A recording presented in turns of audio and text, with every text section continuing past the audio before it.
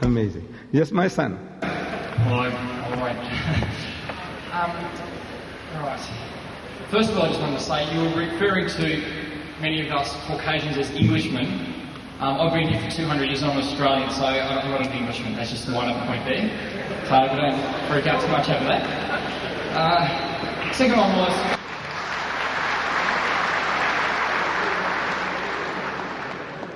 Just 1 second.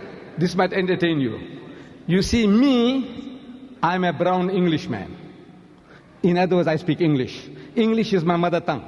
You understand? In other words, I dream in English and I swear in English.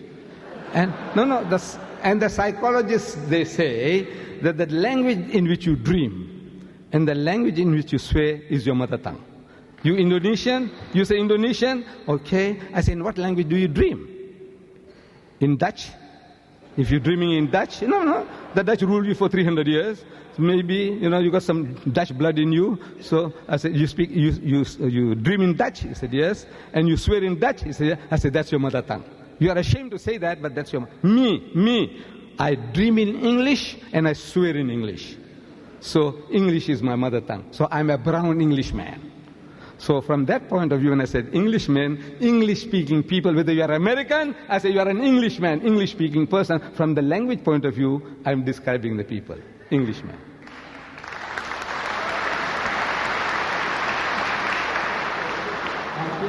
I guess that if you're saying that you're an Englishman, then I must be. No, I'm a brown Englishman.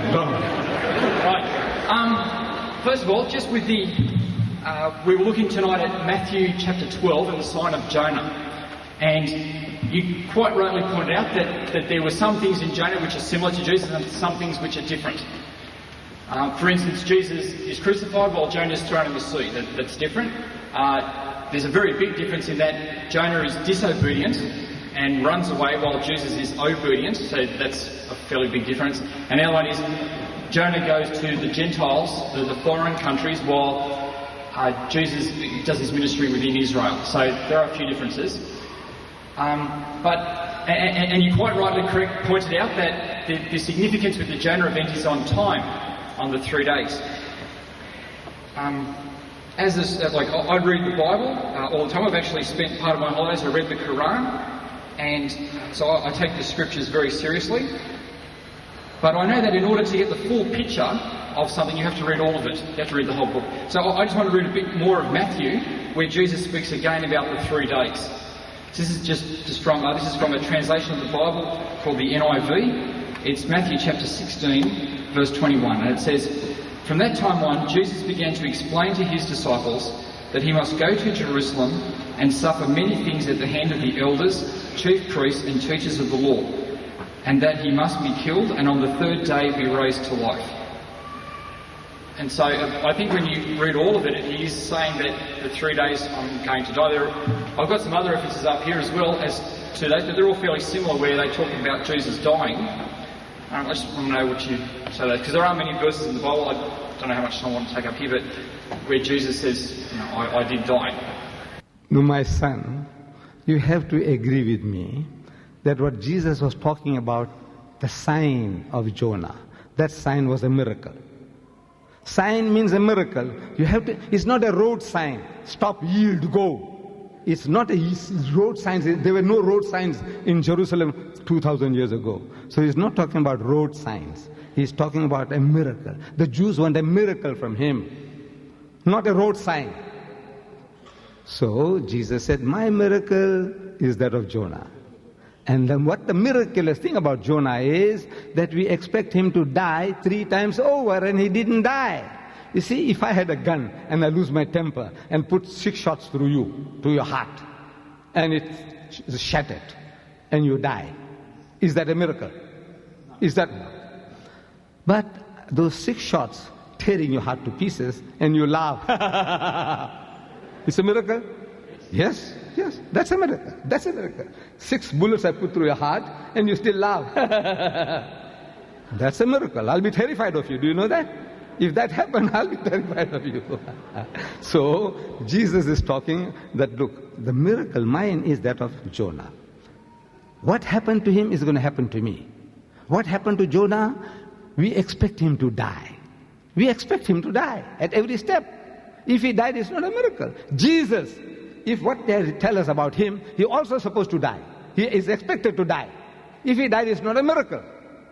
If he died, what they did to him, and if he died, it's not a miracle. If he didn't die, it's a miracle. So I'm asking, he said, I will be like Jonah. Jonah is alive, you agreed, and Jesus is dead. And that is in your language of the Englishman, it is unlike. In Zulu, I'm asking the Zulus, Goguba Chengo Jonah. He said, just like Jonah. So I'm asking the Zulu, is this Jengo Jonah or Ngai Jengo Jonah? Is this like Jonah or unlike Jonah? And they say it's unlike Jonah. I'm asking the Afrikaner, one Suas Jonah. You know, like Jonah, Suas Jonah. I'm asking the Afrikaner, is this Suas Jonah or Ni Suas Jonah? In Arabic, it says, Ya mu'allimu nuridu an nara minka ayatan. فَأَجَابَ وَقَالَ لَهُمْ جِيلٌ شِرِّيرٌ وَفَاسِقٌ. Very strong. In Arabic, this statement of Jesus is very, very strong compared to the English. He says, Jilun, this is, the Bible is written by the Christian, by the way, not me. Jilun shirirun wa fasikun yatlubu ayatan wa la tuta lahu ayata illa ayata yunan an-nabiy li'annahu kama kana yunanu fi batn al-hut thalathata ayamin wa thalatha layalin hakaza. The word I was looking for was hakaza, just like that. So I'm asking the Arab Christian, is this hakaza or la hakaza? Jesus and Jonah, is it hakaza, just like that, or la hakaza? He said, no, it's la hakaza. So, come on, you prove now that this statement is a revelation from God. The Holy Ghost inspired Matthew to write it down. Then it is proving that Jesus is if I was a Jew, I'll never accept Jesus. As a Muslim, I believe in Jesus as the Messiah, one of the mightiest messengers, as a Muslim. But as a Jew, I said, look, this man was put to the test and he failed again and again. He's failing. According to the test that he himself lays on himself, he is a failure. He is an imposter. And as an imposter, we killed him. I would have said that if I was a Jew. But as a Muslim, I say I believe that he was a true messenger of God, and you have misunderstood everything. You have misunderstood.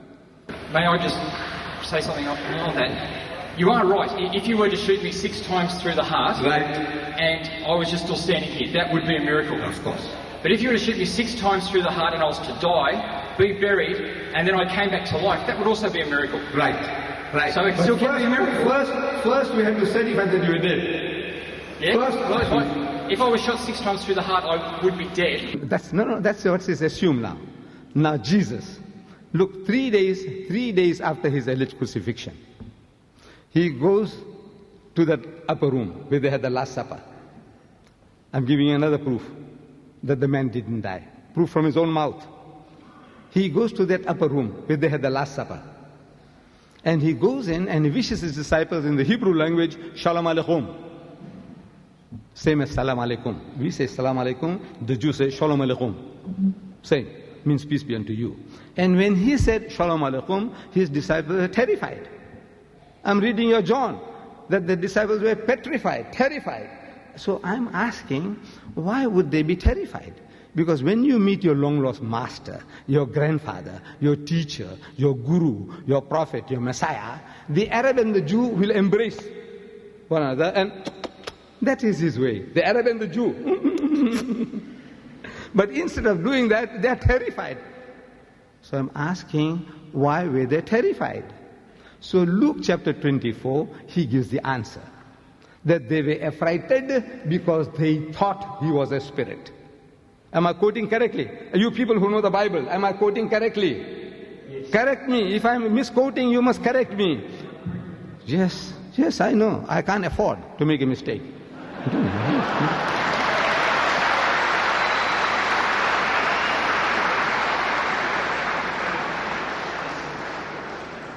So I said, why would they think? And they thought he was a spirit. So I'm asking, did he look like a spirit? Did he look like a spirit? And everybody says no. Then I said, why should they think the man is a spirit when he didn't look like one? The Christian is puzzled. Why would they say that they thought he was a spirit when he didn't look like a spirit? So I said, look, I'll help you. I'll help you. You see, the disciples of Jesus, they had heard from hearsay people talking that the master was hanged on the cross. They had heard from hearsay people talking that he had given up the ghost, meaning his spirit had come out, he had died. They had heard from hearsay people talking that now he's dead and buried for 3 days. All that knowledge was from hearsay, people talking. Because Mark chapter 14, verse 50, he tells us that at the most critical juncture in the life of Jesus, all his disciples forsook him and fled. All. So I'm asking the brown Englishman and the white Englishman, sir, does all mean all in your language? Does it mean all in your language? Of course, all means all. All means all.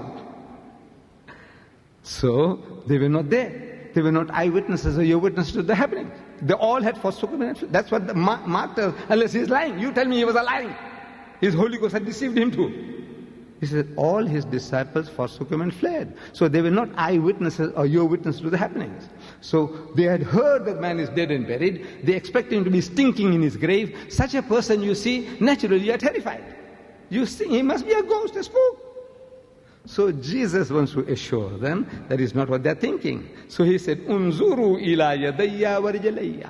Behold my hands and my feet. Inni ana huwa, that it is I myself. Hussuni wanzuru, he said, handle me and see.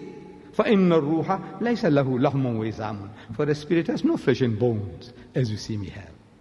So again I'm talking, my dear brother, you Arab Christian and you English Christians. I said, if I said, look, because I got flesh and bones, I'm not a spirit, I'm not a ghost, I'm not a spook, is that what it means in your language? If I got flesh and bones, in that case, I'm not a spirit, I'm not a ghost, I'm not a spook. Is that what it means in your language? Of course it does. If you got flesh and bones, you're not a spirit, you're not a ghost, you're not a spook. Anybody. If you got this, then you're not that. In other words, he's telling you that the body that you're seeing is not a translated body, it is not a metamorphosed body, it is not a resurrected body. Because the resurrected bodies get spiritualized. You want to know who says so? I said, you're Paul. You say, who says so? I say, you're Jesus. You want reference? I give them to you. Come, bring your bishops and your archbishops to come and have a dialogue with me. In Sydney, I come again, by God, at my own expense, I will come. Get me a bishop or an archbishop and we have a symposium, not a debate, a symposium. Present your case and let me present our case and let the people go and make the choice. So, he said, handle me and see.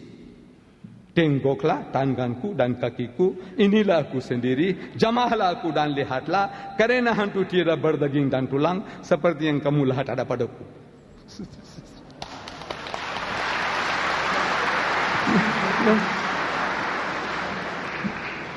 So they felt him. I'm reading your Bible. And they felt him. And they believed not for joy. It means they were overjoyed and wondered. So what happened, man? We thought the man was dead and buried.